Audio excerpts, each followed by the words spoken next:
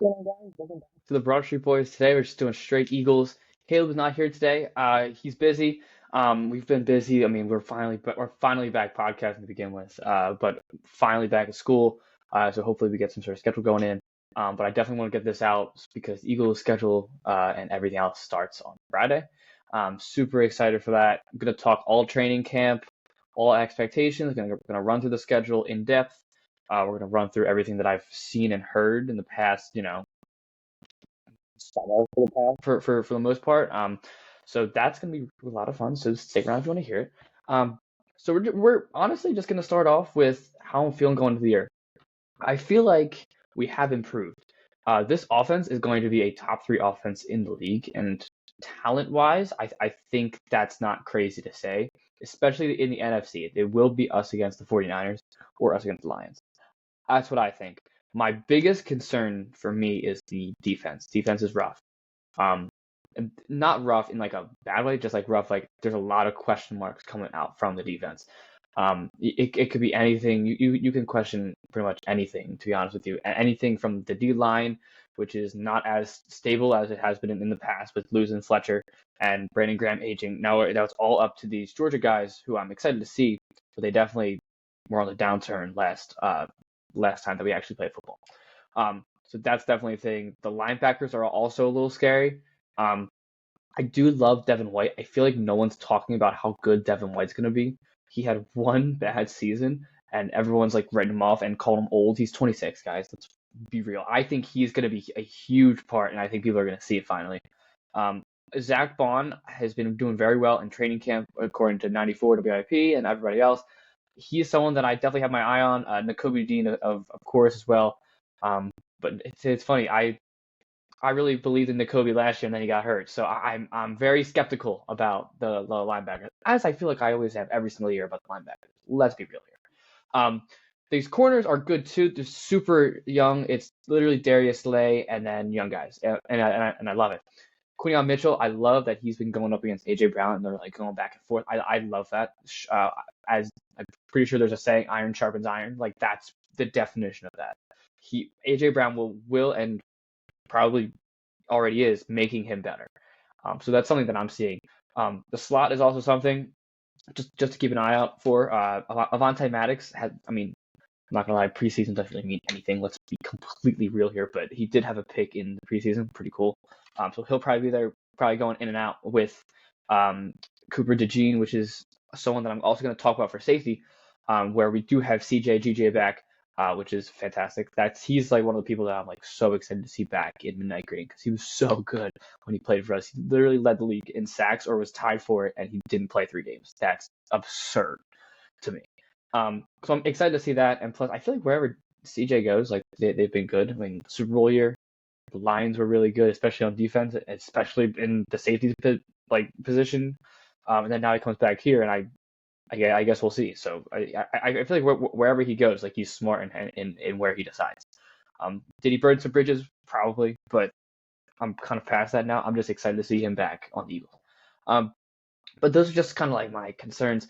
Edge is also something that I'm a little scared about. I love Brandon Graham as usual, but this is his last year, so we can't really rely on him in total. Nolan Smith, I do like. He's still a little raw.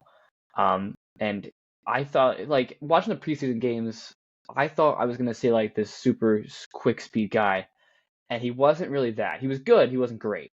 Um, and I'm not going to lie, Bryce Huff will be good. He wasn't amazing in the preseason games, but he also didn't play a whole lot. So I'm excited to see that Bryce Huff specifically because we kind of did give up Reddick for Bryce Huff in a sense. And then I'm also kind of excited to see Jalex Hunt too. He's also another edge slash linebacker. Really excited he balled out in training camp and in preseason. He deserves to be here. Um, Now, with all that out of the way, the offense is going to be amazing. And I feel like whoever disagrees with that is crazy. Um, it might be on offense the most amount of stars I've seen the Eagles have in a long time, maybe ever. I haven't been this confident about the running back position in a long time. I love Miles Sanders. I love DeAndre Swift. But Saquon Barkley is a whole different level from those. And I do love them. Like I love Swift. I love Sanders. Both guys from in the state. Like I love it. And then you bring in Saquon Barkley, who's like this generational halfback. When he's healthy, may I add, when he's healthy, it just adds a whole other element to this offense. And Jalen Hurts has slimmed down.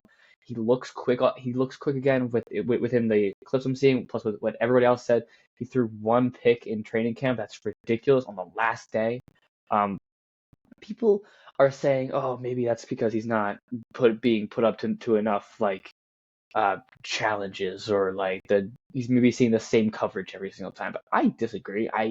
Nick Sirianni's practices this year have been harder. Training camp, Twitter, look it up. They've been harder. Conditioning harder. Everything's been tougher. And the fact that he's still only throwing one pick through the entire summer, I think that's really impressive. And I feel like everyone's kind of overlooking that.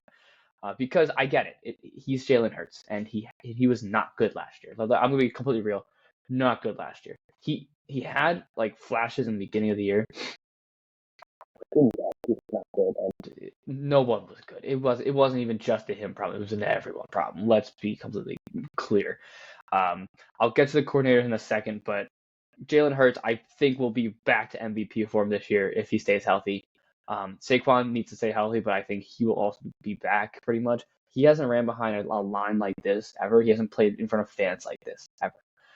So that's going to be so much fun to watch. Just any type of RPO, read option, RO. It's going to be amazing. I'm excited. And then of course the wide receiver wise, we're going to be ridiculous. I mean, AJ Brown, top 5 in the league. Devontae Smith, I say top 15 in the league. Jahan Dotson in the slot, I would say top 25 in the league. It's gonna be ridiculous. And Britton Covey, who we all think is kind of funny just to throw his name out there, he's been killing it in training camp, killing it. And I mean, oh man, I'm blanking on the offensive coordinator name. He loves Britton Covey, and I think that's really encouraging for me. Now for the coordinators, I'll start with defense. Vic Fangio is gonna be. I think he's gonna be great. Eagles fan growing up. I mean, grew up in Scranton, knows how to get it done in here. So I'm really excited. I mean, and I'm kind of excited to see, like how he's gonna mold this defense to be different than what we've seen in the past.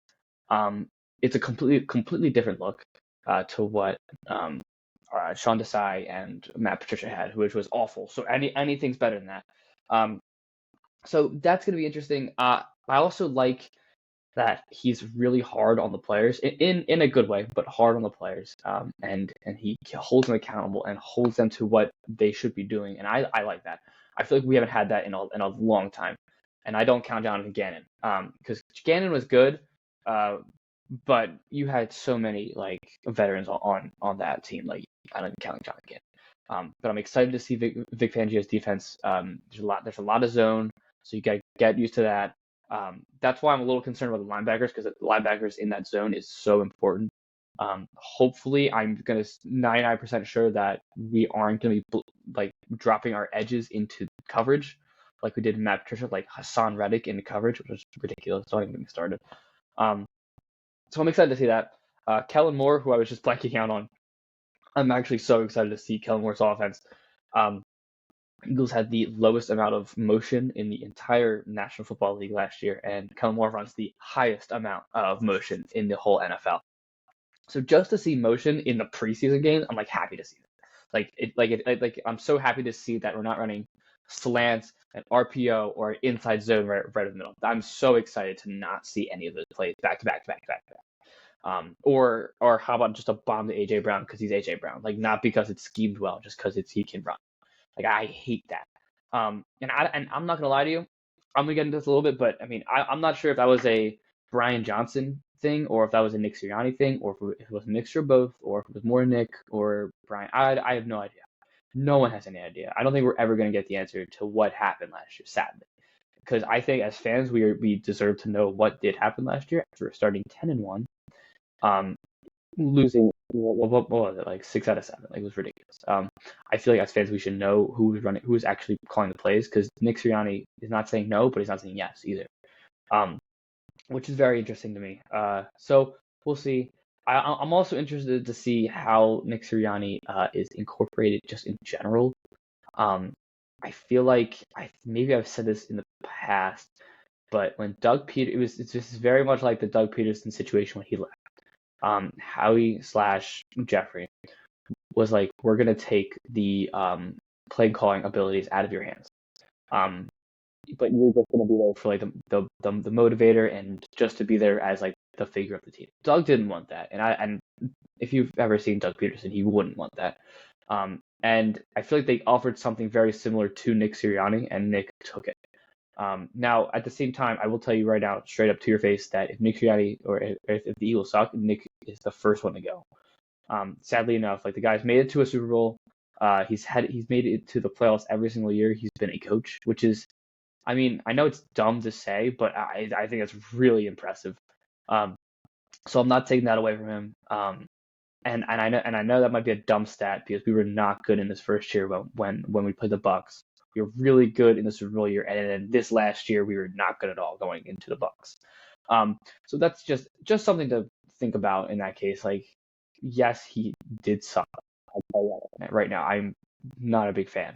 But at the same time, he knows how to win, which is something that not all coaches have. So that's definitely something just to think about. Um, and may I add that Howie Roseman is a wizard. I don't know how he is getting all these deals done. Um, I think me personally, like I'm from the Philadelphia area, Westchester downtown specifically. Um, I have been a Penn State fan like for the majority of my life. They've literally picked up my two favorite Penn State players ever. I currently go to James Madison, so like they're now my second team. But they literally picked up my two favorite football players ever. Or Penn State football players ever. Like Jahan Dotson, I remember distinctly in that COVID year making that one-handed catch against Ohio State with no fans, even in when I was still watching. It was 38 to what 20 something. He still made that catch. It was ridiculous. This guy, if he's anything like his Penn State version, he is. It's like he's got glue on his hands. He's ridiculous. He's awesome. Yes, there is a drop problem coming out of him from Washington, which could trump everything that I just said. But I'm very excited to see him and Saquon. Obviously, I mean, I think me personally, just to get a little personal, like I think Saquon Barkley and watching that team with Trace McSorley, Saquon, everyone on that team, I really think he has gotten into college football, and now I'm in love with college football. Like I almost think college football is almost better than the NFL, and you can debate me. Like I don't care. Um, but Saquon Barkley got me, and I could tell a lot of people into it. Which is why it's going to be so exciting to see him like actually ball out. Like I'm so excited, and I can't believe he's an Eagle. He's going to be in the Kelly Green. Like I can't believe it. Him and Jahan. Jahan's going to be great too. I mean, sadly enough, probably my third favorite Penn State player with Micah Parsons, and we know what team he's on. So listen, Michael, you can hop on if you really want to. I mean, I guess you're next. Um, but I just want to put that out there. Like I thought it was really interesting. Howie Roseman's killing it. Draft killed it. Another guy I would love to talk about is Jeremiah Trotter Jr. He's killed it. Absolutely. And in the preseason games, made it, but like didn't just make it just because he's like a rookie and he's like got high upside or whatever. He has high upside, but he's been balling out and he's gonna get starter minutes. It's coming. And I love his build. Yes, he's a little undersized, but he's so quick and he's so agile that I feel like he can get to like interceptions quicker than other people can, or split the A gap or the B gap as fast as he possibly can, quicker than other guys. Yes, he's smaller, but he can also do things quicker, which I like. Um, and I'm gonna try to take off like the whole nostalgia thing with Jeremiah Trotter, like his dad. I really do like. I've been saying this actually since like before like we drafted him. He was one of the guys that I wanted in like the third round. I really fell in love with the prospect, not exactly the person, but the person's even better than the prospect, which is just makes me so happy because he seems like a great guy, great family. The phone call when Jeffrey Lurie called him, talking about his mom who passed away, and Jeffrey Lurie is tearing up, and made me tear up and made everybody else tear up. I mean, very very cool, and he's gonna absolutely ball out. I'm actually so excited. And same type of level for I know I talked about it a little bit, but Jalix Hunt, same type of level. He's so quick, not super huge, but freaking quick, and can get around the edge so fast. And I'm so excited to see him. I'm actually happy he made. I feel like we have a lot more rookies and second year guys, and I'm really excited to see more so this year than in past years in general. So that's just something to note. I mean, the Eagles are starting to go into this thing where they have to start not getting rid of, but moving past the players that have been in the Super Bowl with them in the past. Brandon Graham, they're starting to move past it. Darius Slay's getting up there. Fletcher Cox is gone. Jason Kelsey's gone. I'm going to talk about the offensive line because I forgot to do it. But yeah, I feel like it's time for us to kind of retool, not rebuild.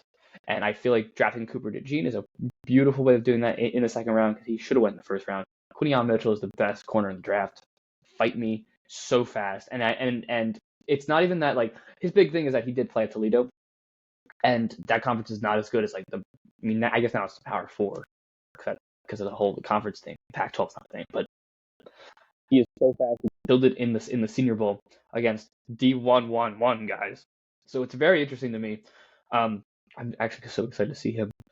Darius Slay was asked the other day if he's ready, and Slay had everything good to say about him. I mean, everything good, and I'm so excited to see him. He's so fast. He can get picks. He's going to fly all around the field. I'm so excited. Now with the offensive line, yes, Jason Kelsey is going to hurt not being there. I will say that straight out. It's going to be weird, especially for a fan, not to see the guy that I was born in 2003. I mean, he's been my center for majority or all my life. So it's going to be interesting to see him not there and to see someone else at center.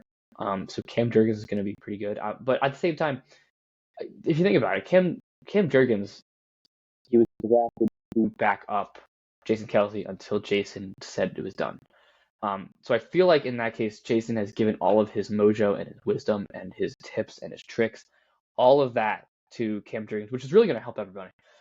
And as we saw, I mean, having Jason Kelsey on the field is almost like having a second quarterback. He scans the defense. He looks up, sees the linebacker, sees everything. Audibles to Jalen audibles. Like, it's almost like having a second quarterback, which is great, and I love it. And I'm really hoping that he has Cam Jurgens do the exact same thing because Jason Kelsey is the perfect center. In my book, like I'm more of a guy that leads towards speed and wisdom more than height and strength, if that makes any sense. Jason Kelsey was straight speed and wisdom. A center should not be moving at the rate of speed that he does, especially on a pull block. Like that should not happen. And then all of a sudden, Jason Kelsey's blocking one guy, blocking two guys, blocking three guys, and it's just Jason Kelsey, it's not anybody else, which is amazing, which is something you're never going to get ever again. And I do love that he has been at training camp often. I mean, helping the offensive line because he's not going to be there, so it's good for him to help now. And I would love if he's even on like that coaching staff with Stoutland. And Stoutland's one of the best offensive line coaches I've ever seen. And everyone has his respect, and he has the respect for everybody else. And yeah, it's awesome. I mean, I'm excited to see how everyone does. I love that Jordan Mailata was announced as a captain. He's kind of taking on the legacy, I guess. Not counting Lane Johnson, a whole different animal. Lane Johnson's a Hall of Famer. Jordan Mailata, I think, is going to be that next dominant left tackle or right tackle or wherever they put him because he really is that rugby guy and he can play wherever you want. So that's going to be interesting. And as usual, I love Landon Dickerson. I feel like Kelsey's really helped Dickerson because Dickerson came out of college as a center for Alabama, second round pick. And now he's a Pro Bowl guard, and not just like a he made the Pro Bowl because no one else could be there. No, he thinks this guy's amazing. So it's definitely going to be interesting to see that. And plus we got Lane as usual. So I honestly think the one guard position and the center are going to be the two parts that are going to be not question marks, but just something to pay attention to when if and when we get blown up on like run plays or sacks or anything like that. So that's going to be something just to keep an eye out for. Now I am going to run through the Eagles schedule. I think it's very interesting. First game is on Friday. I can't believe I'm saying that. First game's on Friday. We'll be watching.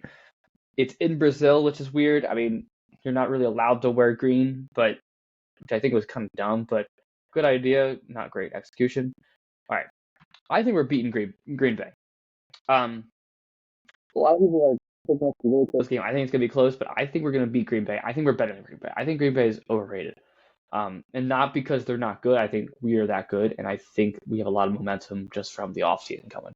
So I have a good feeling. I do think we're gonna beat Green Bay. So we'll start 1-0. I'm not even gonna guess like the like 34. Like, I'm not gonna guess that, but I will guess every single time like win or loss. Atlanta at home, we're gonna beat them. I know they just got Kirk, but I think we can definitely beat them. I love that we have the NFC South. NFC South is ass. So next is the Saints. I totally think we're beating the Saints. It's a 1 o'clock game in New Orleans. I think we're way better than the Saints. And Derek Carr, not good in my opinion. I think he's old. So I think that, but I definitely think we're beating the Saints. Going into that, after that, 3-0. And I think we beat Tampa Bay too. There's a lot of anger coming out of us against Tampa Bay. Like we are not happy. So that's gonna be interesting. That's gonna be an interesting game to watch. That's a 1 o'clock game. That's weird. I feel like that should be 4-8 because we've played them now in 2 of the last 3 playoffs. So I mean, and of course it's at Tampa Bay because when do we ever play them at home? So I think we beat Tampa Bay because I think we're gonna be pissed. So 4-0. Coming off the bye, we do go against Cleveland. That could be a weird one where I think we lose. So I'm gonna go 4-1 against Cleveland. Their defense is gonna be really good. And we're gonna come cold off the bye. So I'm gonna go 4-1 at the Giants. I think we're gonna crush the Giants, and Saquon's gonna get booed. But I thought that Saquon Barkley revenge game put every bet possible on Saquon Barkley. So that would be 5-1. Bengals at Bengals. I think we lose 5-2. Pretty self-explanatory. I think we're going to be really hype after beating the probably 0-6 Giants, and then we go into Cincinnati. I think that's a tough one. Jacksonville. So at this point we are. Let me see. 1, 2, 3, 4, 5. We're 5-2. Going into Jacksonville. I think we're going to beat Jacksonville. It's the first time Dougie P's back, which is going to be cool. But I think we're going to beat Jacksonville. So I'm going to go 6-2. And then we're at Dallas, which is scary. So I'm gonna go 6-3 for good measure. We always split. I can't remember the last time we actually won in Dallas off the top of my head. 6-3. Washington at home, weird one, but I think we're gonna win. I really do. So 7-3. I think it's gonna be close. Every game with Washington's close, and Jaden Daniels is good. So 7-3. Rams. On Sunday Night Football, I do think we beat the Rams. I really do think that's a great game. But I'm gonna say we were gonna beat the Rams to go to 8-3, I think it was, and then lose to the Ravens the next week at 8-4, which is fine with me. Whatever. But then it's okay because we have a somewhat easy way back. We're at 8-4 right now. We're gonna beat Carolina, self-explanatory, 9-4. Pittsburgh. I think we're gonna beat Pittsburgh. I mean, I'm assuming Justin Fields is gonna be the quarterback then, so I'm gonna go 10-4 there. Washington at Washington. I know that one might be tougher than people think. If we're gonna lose one in the last 5 weeks, it's gonna be that one. But I'm gonna say a win, 11-5 against Dallas at home. We're gonna beat Dallas at home. I think we're gonna fight for that playoff spot right there, or even home field. So I think we're gonna beat Dallas. I think that takes us to 12-4, and then 13-4. I might have missed one game. Sorry. But I think we're gonna beat the Giants last game, and I feel like we always beat them. Especially in the last game. So I'll take only 4 losses. That's my thought. 4 losses being to Cleveland, Cincinnati, Dallas away, and then I'm going to say Baltimore, but it could also be the Rams, or it could be both, or it could not be any of them. That's because that's the weird part of the schedule. For last year, that's where we collapsed. It was that week. So it's going to be interesting for me to watch. But we'll see, I guess. I would assume that a lot of us might be at the Baltimore game because it's right down 95. Why not? I might even be at that game, so that's going to be a blast. I think there's going to be more Eagles fans there than you think. And that's also not prime time, but a 4:30 game's cool, especially in Baltimore. So we'll see. And that, I'm going with 4 or 5 losses, and I'll take that. That probably wouldn't do the division. Because moving on to the next thing I was going to talk about, the division. The division to me is really weird because you have Dallas, who isn't giving money to anybody. They finally gave it to CeeDee Lamb, finally. But at the same time, they have a ton of holes. I don't believe in Dallas. I don't. after getting absolutely dismantled by Green Bay last year. I feel like that was crazy, and I'm not afraid of them. They don't have a running back. If Ezekiel Elliott pulls out 2017 out of his ass, then maybe I'm scared. But at the same time, like it's Ezekiel Elliott and Rico Dowdle and Dalvin Cook because I just picked him up because it's funny. Like it's not scary. Like I'm not afraid of that. Michael Parsons is gonna be Michael Parsons at the end of the day. Diggs is gonna be healthy. Um, I can think of like coming off like and Lawrence, but like they just don't scare me. So that's one. The Giants. It's the Giants. That's all I'm gonna keep on saying. It's the Giants. Like it's sad, but Daniel Jones is never gonna win you a playoff game. Or anyone's a Giants fan. I get it. He already won you one against Kirk Cousins, and he's really good in primetime games, right? So I mean, I just don't think Daniel Jones has. I think this is the last year we're gonna see Daniel Jones in a Giants uniform. So because I think they're gonna pick Quinn Ewers or someone else next in the draft because I think they're gonna be that bad. And then you have the Commanders, who are very now. See, that's a whole different animal because they're a weird team. They could either be really good, and Jaden Daniels could be like the rookie of the year. Because they do have like I'd like Brian Robinson. People are writing off Austin Eckler, and I get he was not good last year. He was not good. He was not efficient. He was not anything. But I think he's still got some in the tank, and I feel like he's gonna help everybody. If Caleb was here, he would clock me on that, and I'm sorry. But I really don't think they're going to be that bad. I think they're going to come in third or second.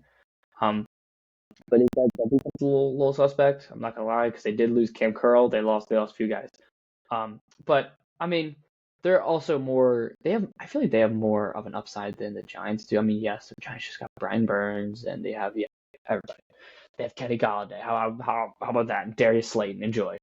But at the same time, like I think the schedule and this division isn't as bad as last year. Last year the Cowboys were on fire, and yes, we probably should have won the division if we literally just played 500 football, and then got a home game. That's probably what should have happened, but it didn't.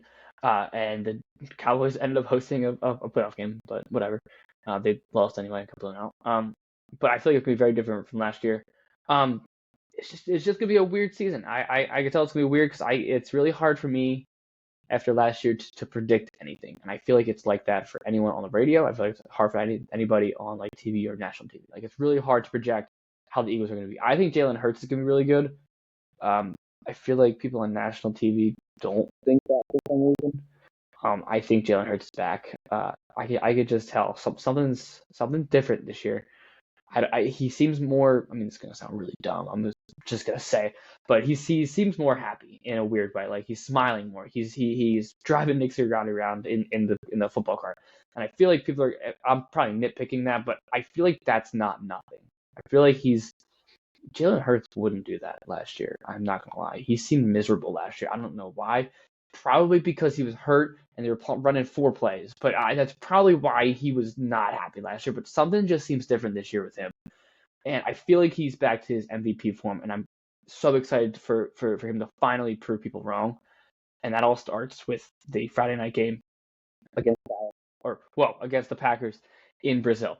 So that's gonna be fun to watch. And I also love a good Friday night game. I mean, why not? I mean,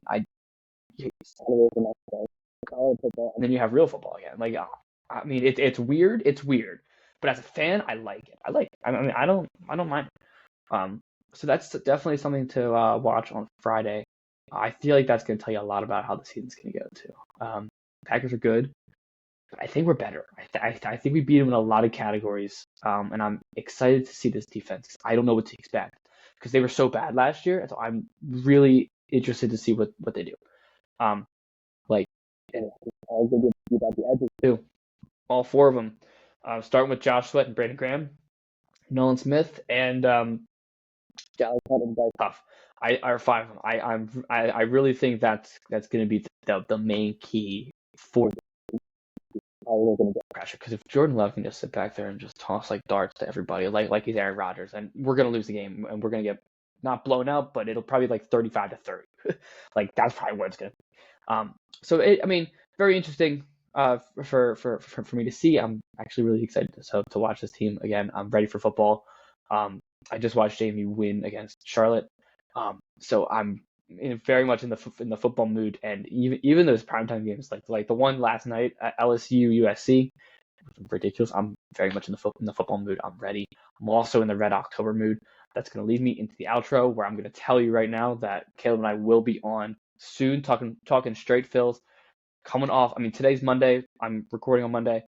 They're coming off a 3 out of 4 win against a series win against the Braves, so that's something very interesting for me to watch.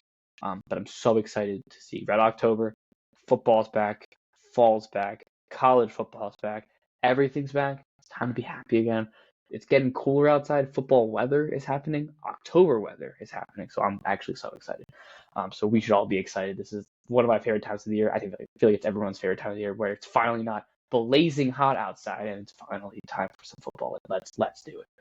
I'm just hyping myself up now. My God. But thank you all so much for watching. Like I said, Caleb and I are going to do a Phillies episode, whether it's this week, whether it's next week. It will be coming. If you just see me, if it's just me coming out with podcasts, that's okay. It's not Caleb's fault. I'm literally recording this at 8:30 at night, so I'm trying to figure it out how I'm going to do this and not be annoying to my roommates. They're not here, so finesse. So however the content comes out, it's going to come out. I'm going to keep on doing Instagram updates on when these go out. TikTok is going to continually be just sports videos. I've been doing a lot more of. I've been seeing just the crowd reactions. It's making me feel like it's October, and this weather makes me feel like it's October. So I love it. Like after Nick Castellanos' walk off last night, and then I saw the MLB post that, I'm like, posted.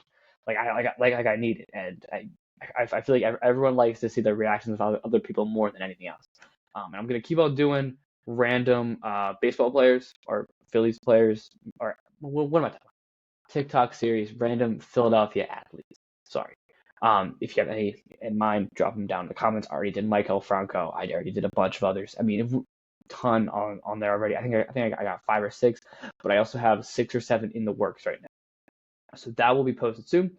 And I will say that this is probably one of my busier schedules. Period. I'm not really available anytime during the day other than Fridays.